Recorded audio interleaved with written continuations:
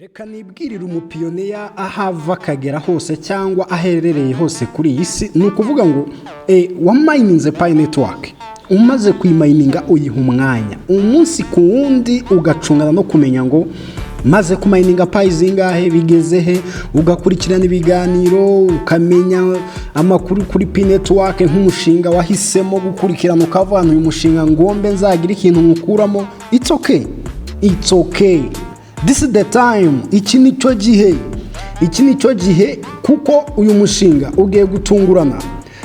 Sinzi niba nakomeza kubyita gutungurana kuko kenshi twaratuje, mugenda mubyibonera, mugenda mubona icyitwa cryptocurrency urwego biri kugeraho, ntabwo bikiri bya bintu rero byo kwirirwa abantu bavuga bigenda gutya. So twabonye itangazo rya payi netiwake ku isaha ya saa 12 z'umugoroba ejo ku itariki 19. Ni itangazo ririmo riravuga aho cyangwa se ibitegurwa muri uyu mushinga wa payi netiwake. Iyi payi KOWATIMU nka timu ishinzwe, sinzi niba naragiye mbibabwira, ubundi iyo tuvuze payi KOWATIMU ni timu ishinzwe iby'amakode, nibo bashinzwe kode, nibo bashinzwe utuntu twose twerekeye na kode. Ubwo abantu muzi ikoranabuhanga muhita mubyumva, nibo bubaka systeme, nibo bagenda bavuga bati abantu bari gukora ama KYC, nibo baba-approva, nibo donc izo ngizo ikintu cyose cya kode nibo bagira gute barebana nacyo. So aba bantu rero ni abantu bakomeye cyane, nibo batwapodating hano muri dashboard ya payi netiwake, bakadukubita aya matangazo. Ni ibintu byiza tugiye kubona, tukabona neza finance technology, cyangwa ibyo bajya bavuga mu magambo y'impine ngo ni fintech. Donc ni imari mu by'ikoranabuhanga, ikoranabuhanga mu mafaranga. Ikoranabuhanga mu mafaranga bizaza bimeze bite? Ikoranabuhanga mu mari, iyo tuvuze finance tuba turi kuvuga amafaranga, ni resources ariko amafaranga, kuko tuba turi muri financial resources, rero ni money, we deal about money. None no kuvuga ngo iki, reka tubanze tubaha ikaze rero mwebwe kandi mukurikira mukanareba ibiganiro byacu hano kuri Yabiso TV show. Mwamaze gukora subscribe, mu by'ukuri tubaha ikaze mu kiganiro cy'uyu munsi. Ni Yabiso wanyu, umunywanyi wa Sorosa Mukondo wa Semembo, umwuzukuru wa Ndoba, umwe wavuze ko kuminuza k'umugore ari umugabo. Nagize amahirwe mvuka ivanjiri araje mvana ivati mu kanwa, bityo mubibonye mukomeza kumva ibyo mvuga, nkabikunda cyane rero nkabikunda cyane rero kabisa. Bataramu bapiyoniya aho muherereye ku isi hose, mbabwira uti umushinga wa payi netiwake ntabwo ari wa mushinga wo kuza abantu bavugira mu mazuru bagira gutoya. Ni umushinga uri open, ni umushinga uri open for everyone. Ni ukuvuga ngo umuntu wese arabibona ibyo urimo, ni ibintu bigaragara. Niba ufite payi netiwake urabibona, iyo bashize itangazo muri dashboard urabibona, social media zivuga kuri payi netiwake urazibona. Ntabwo ari ibintu tuza ngo Yabiso ngewe nafashe, ntabwo uri umushinga wanjye bro, ntabwo ari umushinga wanjye, uyu ni umushinga w'isi yose, ni umushinga w'abantu bose.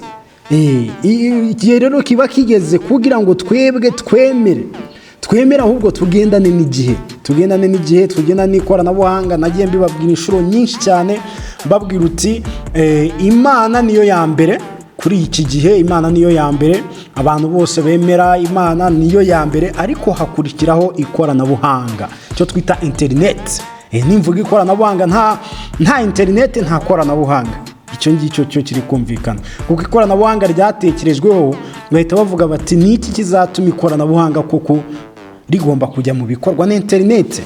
Nuko ibyo bintu bizakorwa bikajya bikorwa mu miyoboro runaka.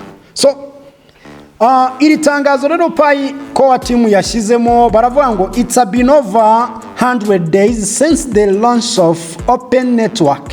Ni ukuvuga ngo hashize iminsi 100 habayeho open network. Since then, icyo kuvugo Pi ecosystem has continued to grow and expand. Ni ukuvuga ngo muri Pi ecosystem bakomeje kwagura ibintu, cyangwa se bakomeje kugira ibindi bintu bazamura. In addition to launching the Pi Network Ventures Development Initiative, which strategically invests in startups and business, ni ukuvuga ngo hiyongereyemo kuba twarabonye Pi Network Ventures, cyangwa se tubona aba producers, ama stocks tubona ibindi bintu n'imishinga iri kuza muri Pi Network ari mu buryo bwo gushoramo imari cyangwa se gukoramo ama business. Key updates were released that improved the local commerce. Hariyo yari target cyangwa se ikintu cyari kigamijwe kwari ukugira ngo abantu bashira imbaraga mu bucuruzi lokale. Nimvuga ubucuruzi lokale mu makaritsiye, mu masantere aho muherereye, dukoreshe Pi Network duhaha, donc local commerce. Atari byo kuvuga ngo turi kumva Pi Network tukayumva handi hantu ari ibintu biri international gusa. So kuvuga ngo donc nukwegereza Pi Network n'abaturage, wa muturage wo hasi akabona Pi Network akayifashisha mu bucuruzi.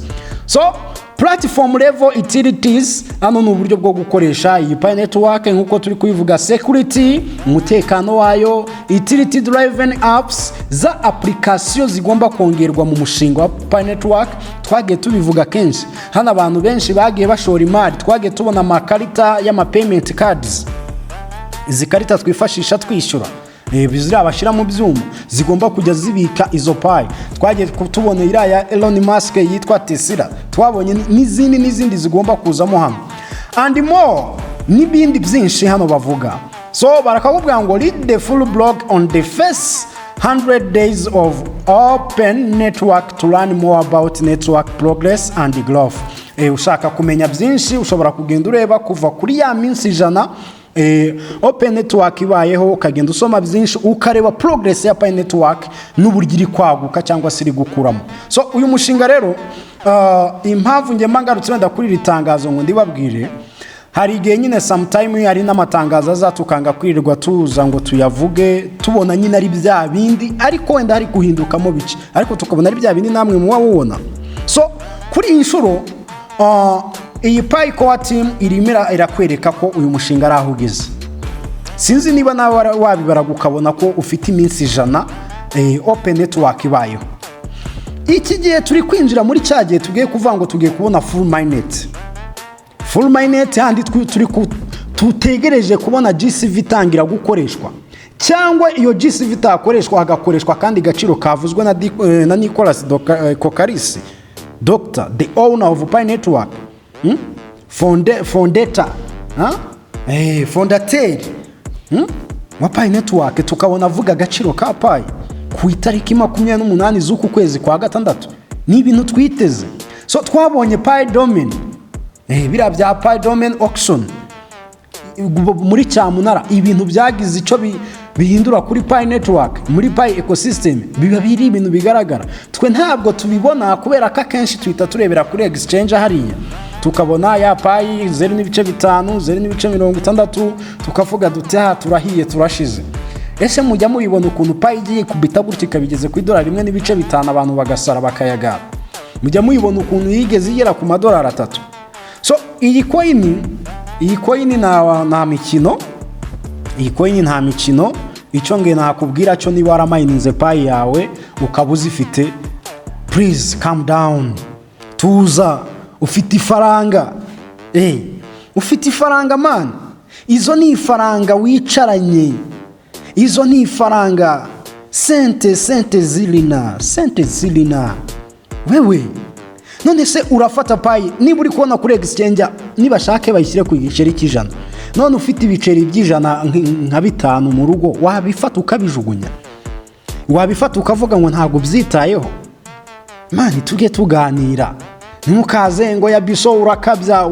Oya, ahubwo banza ukore subscribe niba utarayikora, ujye ukurikirana ibiganiro byacu tuguho kuri, tukubwire neza ko iyi Pi Network ni cryptocurrency nk'uko izi za Bitcoin zaje aka kanya ukaba wabona abantu bake muri iki gihugu cyacu cy'u Rwanda, cyangwa se mu bashuti bawe wabona abantu bake bayigondera. Abayigura ni benshi ariko badashaka kubishoramo, ariko mu bantu bazi cryptocurrency n'ibiki byose, man ndakubwiza ukuri, gufata miliyoni 100 ukajya kugura coin mu bantu badukurikiye hano kuri ya Biso TV show, ukajya gufata miliyoni 100 ukagura Bitcoin imwe, biragoye, ntabwo wabishobora. Kubera iki rero? Ntabwo yaje nyine abantu twari tutarabyumva. maybe ni ikoranabuhanga ryari rikiri hasi, tutarumva ko hashobora kuza ifaranga koranabuhanga, tutarabyemera twumva ko ibintu byose by'ikoranabuhanga ari scam. Nowadays totally different. Ntabwo ariko bimeze. Ifaranga koranabuhanga rirahari. Twatangiye kubibona ko n'ubu ngubu umuntu ashobora kumara n'amezi 5 atarakora ku biceri cyangwa ku noti mu ntoki, ariko yagendana kuri mobile money cyangwa kuri Airtel money cyangwa kuri mobile banking kuri banke yiwe, ashaka amafaranga akurura agira gute. So niryo nabyo kuba byonyine utwaye imibare muri telefone ukabuzi ko iyo mibare uyitanze baguhereza igicuruzwa runaka. Yes, that is what we call technology. Niyo finance technology twirirwa tuvuga. Finance technology twayigezemo kera. N'aba bantu twumvaga mu bice by'intara tukumva ngo bakora za VUP, n'abasaza n'abakecuru, barababwira mufunguze konte muri mu masakos, mu mirenge sako, bagafunguza, bamara gufunguza bakabakorera udutabo, bakabakubita amatelefone, bababwira nurajya ubitsaho, nurajya uhengura, urajya ubibona, wayakurura. That is what we call financial technology. Ntabwo bashaka kavuyo kumuri mu banki. Man, umuntu yajyaga kuri banki agatwara form yo agiye kubikuza akayitwara none.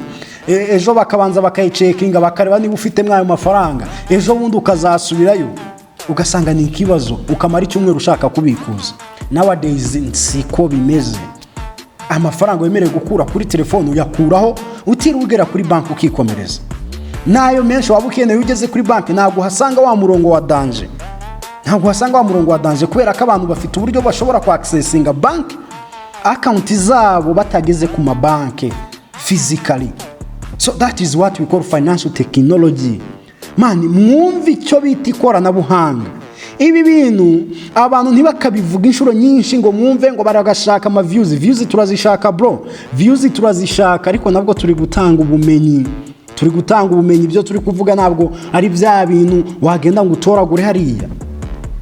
Uratureba twunguka izo views, ariko nawe urafata ubumenyi. So twemerere ikoranabuhanga. Iri cryptocurrency nkunze kubabwira ko iyi network niyo yamaze kwipanga akazi ko kubifaranga koranabuhanga rizakoreshwa n'isi yose, kubera ko rifite community nini. Ibyo nta wabihakana. Nukuvuga ngo bafite community nini. Network niyo coin ya mininzwe n'abantu benshi, niyo coin byoroshye kunyanyagiza mu baturage igahita ikoreshwa, kuko abaturage bamwe bayimayininze batanayizi, ariko kuri iyi nshuro abenshi bayitangiye batabizi, batangiye gusobanukirwa ibyayo. Niba wari ufite umuntu winjije muri network ukamwinjiza ukajya unyuzamo ukajya kumukandiraho ukagira gute, nowadays sintekereza ko ariko bikimeze.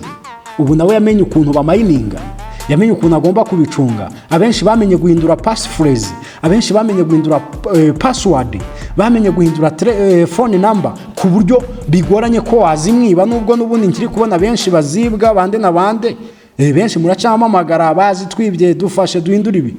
Kuziba barazibiba, ariko kandi narakubwiye ngo muri abo bantu bagufashije kwinjiramo uhereza passphrase zawe, uhereza access kuri network yawe, bakinjira muri konti yawe, abo nibo bazikwiba mbere. Kuko ubona migration kuri available balance yazo nk'udupayi 100 agahita agira umupango wo kuziba, kandi before ntabwo yigeze atekereza ko azakwiba payi zawe, ariko kuko azibonye ahise atekereza kuziba. Ibyo mbifata nkuko nawe akakanya ntabwo uri igisambo, ariko ushobora kwinjira nk'ahantu mu gasare ugahita ubona nk'ama bendos, ukabona nka bendos, imishaniko, niba ari imishaniko, ifaranga ziri muri fimbo, ukazibona nko ku kameza. Ushobora kubanza ukareba ku ruhande ukareba ko nta muntu ukureba. Iyo ubonye nta muntu ukureba, mu mutwe wawe hazamo ngo uwazitwara ngakira. Urumva utekereje kwiba, nyamara wavuye iwanyu utabitekereje. So nubwo buryo bigenda mu kuri wa muntu wagufashije kwinjira, yagufashije afite umutima mwiza, nta kibazo kindi, nta nubwo yatekereza kuzazi kwiba. Ako once you get the migration, once you get something to available balance, wa munsi wabonye ibintu runaka kuri available balance, ukabibona muri kumwe, ahita atangira ako wazitwara ko n'ubundi uyu muntu atabizi ko atamenye uwazitwaye. Nuko abantu benshi mwabuze payi zanyu. Nta muntu wo kwizera ufite ku mushinga wawe, Imana. Njyewe nabo mbafasha online, nkababwira nti kora ibi iyo byanze ndakwihorera. Nagiye mbima time kenshi nkababwira ntago turi buhure, banifite izindi boro nibereyemo, banifite iki. So nyine ntabwo suko ntagombaga kugira abo duhura ngo mbafashe niki, kuko wenda abanyegere n'abandi sometime ari abo duhura nkabafasha, ariko nge ntabwo nabikunze cyane, kuko urazibura ugatekereza wamfashije niwe wazitwaye.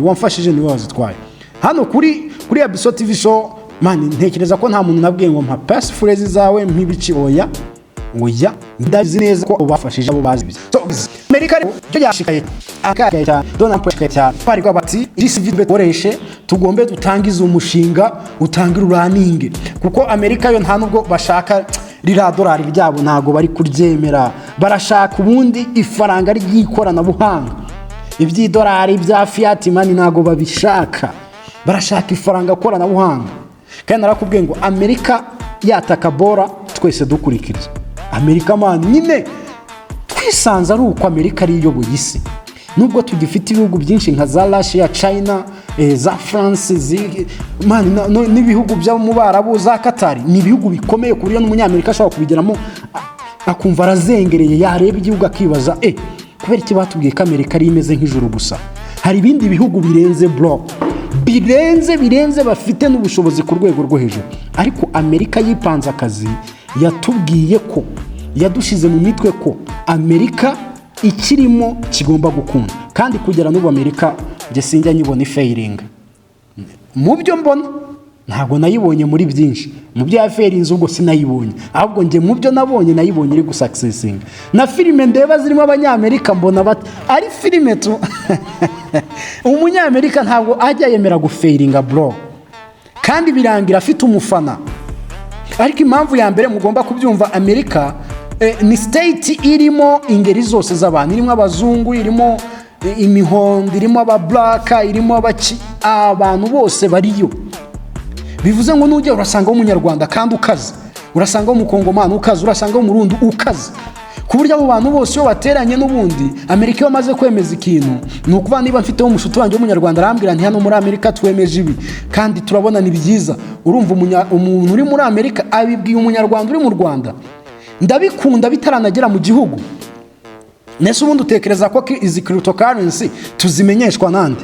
Tuzimenyeshwa n'abanyarwanda n'abanyafrika bari mwabira bihugu bazimenye kare, bakatubwira nti hano hari bora za danger. Guys, dukanguka, amakuru turayafite, twamenye ko ikoranabuhanga rigiye kuyobora isi, byaranatangiye ibyo turabizi. Aka kanya ntabwo tugikeneye ubu hari bora ya mind than effort, ntabwo tugikeneye gukoresha imbaraga nyinshi, ahubwo turakoresha mu mutwe. That's why niba ugiye kuri banke ukaba ufite nka nimero y'umuntu wo kuri banke, ushobora kumubaza muri pause cyangwa muri mu kazi. Turi mu kazi, hari abantu benshi cyangwa ni bakeya, wasimbuka tukakubikuriza. Iyo ni mind than effort. Niba ufite nimero ukaba uri gufata umwanya ugiye kureba umuntu utanamuhamagaye, nusanga adahari utaye umwanya, wakoresheje imbaraga kuruta ibitekerezo. Ubu ni mind than effort bro. Ngaho kora subscribe dukomeze mu kiganiro gikomeje.